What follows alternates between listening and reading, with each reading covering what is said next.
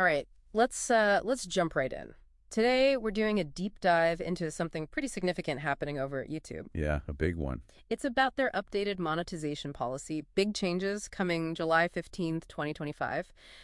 And well, our mission today is to really break down what YouTube means by mass-produced and repetitious content. Crucial terms to understand now. Absolutely. Why it's happening now, and how you can navigate this shift to keep your channel monetized. And it's not like these are brand new rules, fundamentally. Right, that's a key point. It's more like YouTube's tech is getting way better at spotting violations that were, well, maybe already against the spirit of the rules, especially with AI. Exactly. And the why behind it, I think, is really strategic for YouTube. They're trying to protect the quality of the platform, and maybe even more importantly, advertiser trust. Ah, the advertiser angle. Makes sense. Well, yeah, we've seen this explosion, right, of low-effort stuff, templated videos, a lot of AI-generated content, too. Think about, like, short spam. Oh, yeah, endless feeds of the same thing. Precisely. Just identical or nearly identical clips flooding the system trying to gain views. And, humans just can't review all that manually anymore. It's impossible. So the algorithms have to step up. They have to. They're moving to proactive algorithm-driven detection. Because if the platform just gets swamped with undifferentiated sort of robotic content, advertisers get nervous. And viewers tune out. Viewers tune out, engagement drops, and suddenly YouTube's whole advertising model is, well, it's threatened. It's about protecting their core value, really. Okay, that paints a pretty clear picture of the business need behind this. So if they're tightening the screws on authenticity, what exactly counts as original now? Like if you review other people's stuff, what's the standard? Well, the policy is pretty clear. If you borrow from other sources, it must be significantly altered. That's the phrase they use. Significantly altered. What does that mean in practice? It means meaningful transformation. You can't just re-upload something with minor tweaks. You've got to add your own, your unique voice, your perspective, something substantial. Put your stamp on it. Exactly. And even if your content is technically original, if it's super repetitive, it needs a purpose beyond just getting views. It has to be explicitly entertaining or educational, not just like mindless filler. Right, not just chasing watch time. Okay, that helps frame it. But can we get more specific? What kind of content is really in the crosshairs here? What are concrete examples of repetitious or mass-produced? Sure. So repetitious is defined as content where it's so similar that viewers may have trouble spotting the difference between videos on your channel. Okay. Like what?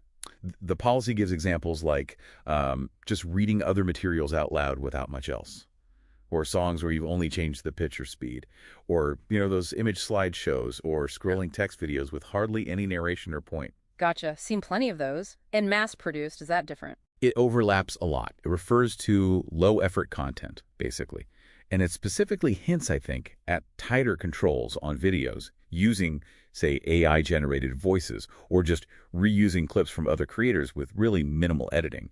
And crucially, they look at your channel as a whole. Ah, that's important. Not just one bad video, but the overall pattern. That's right. Okay, so we know what not to do. For creators listening now, maybe getting a bit nervous, how do they adapt? How do you add that meaningful transformation and stay on the right side of this? It really comes down to value add. What unique value are you bringing? So allowed content includes things like using clips for a critical review, where you're actually analyzing it. Giving real commentary. Yes. Yep. Or reaction videos where you comment substantively, you engage deeply with the original, or maybe edited footage from others where you weave in your own storyline or commentary. The key is viewers need to see a clear difference. They need to see your contribution. Your unique input has to be obvious. Okay. That's helpful. But what happens if a creator doesn't make these changes? What are the real-world consequences? The main risk is demonetization, or even full removal from the YouTube Partner Program, the YPP. Wow. Okay. And yeah, that could potentially hit the entire channel if there are widespread violations. Now, one point of clarity.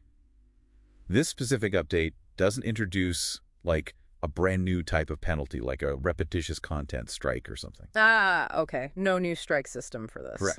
But the existing rules about YPP, suspension or termination, those absolutely still apply. And YouTube's review is holistic. They look at everything. Yeah. Your main theme, most viewed videos, your titles, thumbnails, descriptions, even your about section. They're looking at the whole picture, the intent. Exactly. Trying to gauge the overall quality and purpose of the channel. Okay. And just quickly, the basic entry requirements for YPP, those haven't changed. No, the basic thresholds, 1,000 subs and 4,000 watch hours, or the 10 million shorts views, those remain the same. But meeting them isn't enough anymore if the content itself doesn't pass this originality and authenticity test. It all works together with the community guidelines, advertiser rules, the AI disclosure stuff. It's all connected. Right. It really feels like this deep dive highlights a strategic shift from YouTube, doesn't it? Moving towards valuing real creative effort, genuine engagement over just churning out volume. Absolutely. I think they're trying to foster a more sustainable ecosystem, rewarding creators who bring something genuinely unique and kind of filtering out the lower effort, mass-produced stuff. It's about quality over quantity, ultimately. Yeah. A clear signal to creators to step up their game, perhaps, to Yeah. think harder about the value they provide. That seems to be the message, yes. So maybe the question for everyone listening as you think about your next video, your next project is this. Yeah.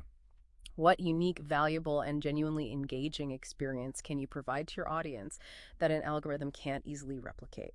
Something to think about.